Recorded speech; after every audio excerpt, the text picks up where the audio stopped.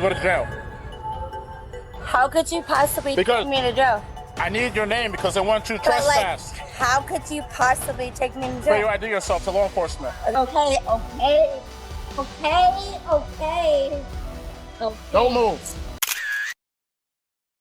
On August 3, 2025, Key West police responded to a trespass complaint at Rick's Bar in Monroe County, Florida. This footage raises three distinct legal questions: the lawfulness of the identification, demand, the basis for arrest, and the proportionality of force. You did this. Yeah. I never resisted, you fucking ignorant. I am a mother, and you just did something. Come over here. Go get my shoe. Let's go. That's rude. You really? Go. Where's your ID at? You want to trespass? You want to trespass? I'm Yes, not please. ugly. F you. Come in the alley with me.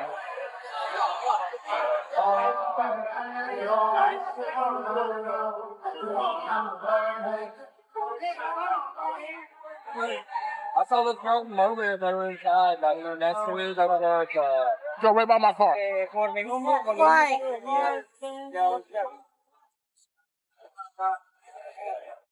So, I'm sorry. I didn't mean to do that. You did. Excuse us. Excuse us. There's a f***ing car coming. Don't cuss at me. Okay? I'm not your friend. I What's your wasn't first? trying to cuss What's your at you. first name? Seriously? What's your first name? First name, please. Or do you want to go to jail? How could you possibly Because- take me to jail? I need your name because I want you But, trespassed. how could you possibly take me to Where you jail? ID yourself to law enforcement. That doesn't f***ing give you the right to Yes. take me to jail. They want you trespassed. So I That need your name. doesn't so give I you can the put you- right to Are take you me to jail. Under Florida Statute Section 810.09, a business owner holds the authority to demand that any person leave commercial property. That request once made creates a legal predicate for law enforcement to intervene and document the trespass warning. To issue that documentation, the officer needed the subject's name. The identification demand was not arbitrary. It was procedurally required. Florida operates as a stop and identify state. The Supreme Court addressed this directly in Hiibel v. 6th Judicial District Court of Nevada in 2004. The court held that a stop and identify demand is constitutionally valid when the officer possesses reasonable, articulable suspicion of criminal activity. A verified trespass complaint from a business owner satisfies that threshold. The officer's demand was lawful from the first request. Refusal to identify during a lawful investigatory stop does not itself constitute a crime, but it begins to erode the subject's legal standing. ID yourself.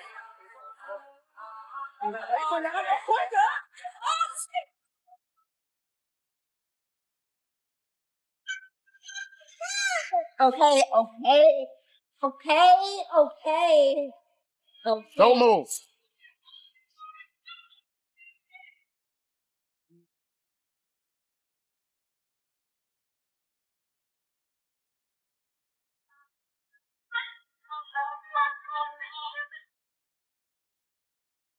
And just signal 14. If people around for me, I got her in custody. I didn't do anything.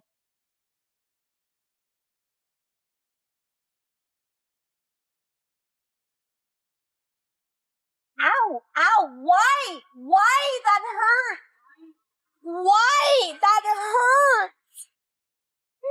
That hurt!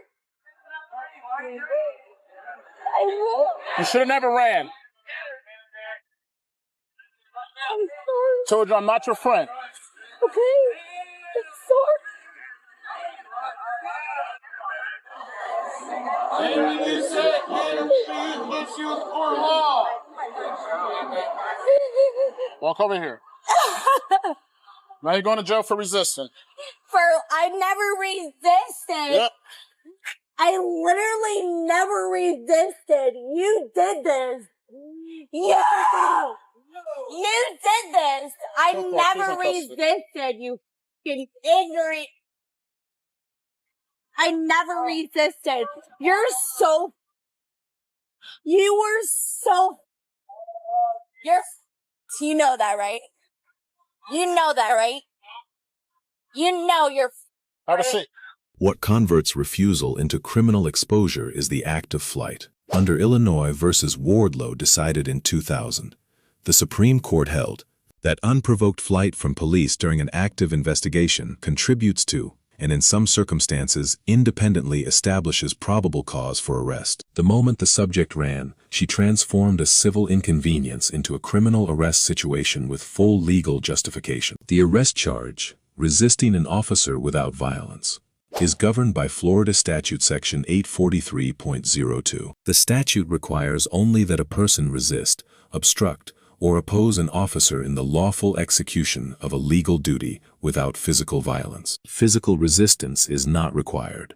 Refusal combined with flight is sufficient to meet the statutory elements. Conviction carries a maximum of 1 year in county jail, 12 months of probation, and a fine of $1,000. The takedown must be evaluated under Graham versus Connor, decided in 1989, the controlling standard for all use of force analysis. Graham requires that force be judged from the perspective of a reasonable officer on the scene, not in hindsight, and proportionate to the resistance encountered. Active flight from a lawful misdemeanor arrest justifies soft, empty hand control.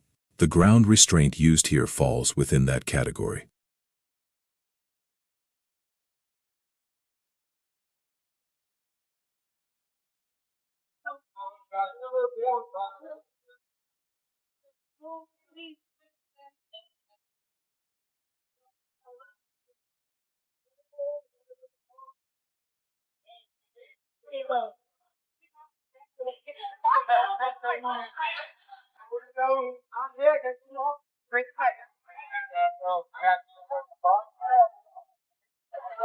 Why did you arrest me? Resisting without violence. But I didn't do that. I explained to you that. No. You won't let me speak or No. not? You're so, dude. The business wanted you to trespass, so I need your name to put you on the call. You refused to ID yourself. That's not true. And then you took off running. That's not true. Would you like to? These buildings. Would you like to identify yourself now? If not, they'll fingerprint you at the jail. Would you like to ID yourself now?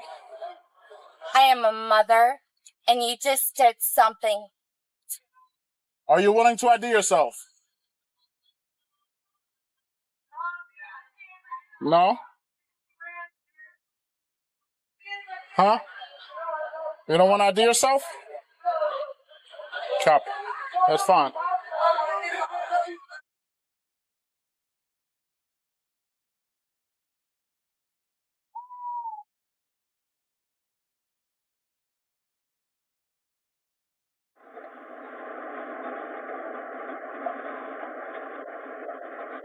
My entire family is in New Hampshire. I'm the only one here. Do you realize that? You guys have no idea who I know. No idea. That's cute. That's cute. No idea who I know. So cute. I didn't do anything wrong. You have nothing on me. I did nothing wrong. You better pray to fucking God that I am back home before my daughter gets home. You fucking ignorant. I've done nothing. I'm in trouble because I know someone? You stupid. How could you take me down because I know someone? Swear to God. You better have me home before my daughter gets home. You're an ignorant. You're literally an ignorant. What the do I know? What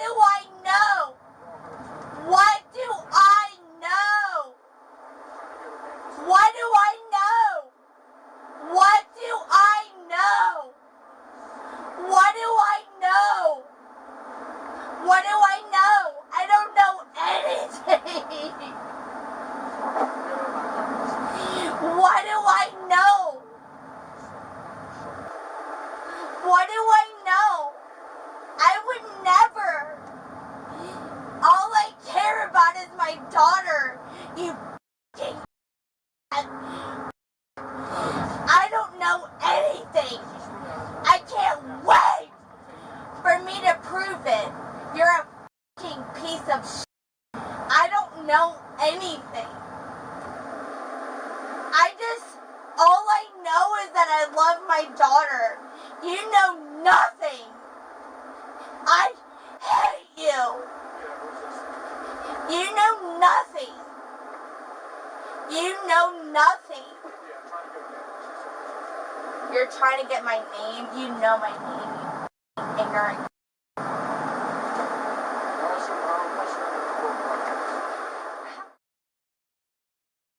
The subject's statements in custody also warrant legal attention. She made continuous spontaneous declarations without invoking her Fifth Amendment right to silence. Any statement made voluntarily after arrest absent invocation of Miranda is admissible and may be used in subsequent proceedings. The responding officer receives a B-. The stop identification, demand arrest decision, and use of force were all legally supported at each stage. Deductions apply for post-arrest communication.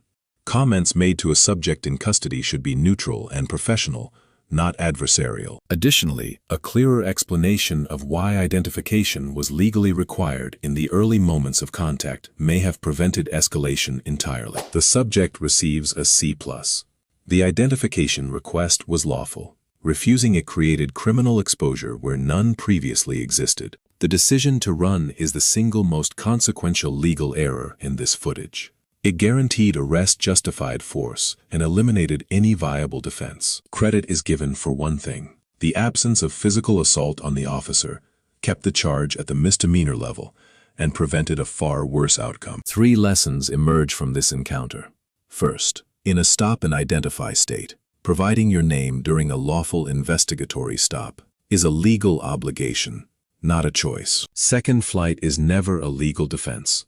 Under Wardlow, it is evidence of guilt and an independent basis for the arrest you were attempting to avoid. Third, the right to remain silent exists precisely for moments like this. Spontaneous statements in custody carry legal consequences. Silence does not. Let us know if there is an interaction or legal topic that you would like us to discuss in the comments below. Thank you for watching, and don't forget to subscribe to our channel for more content on police court interactions.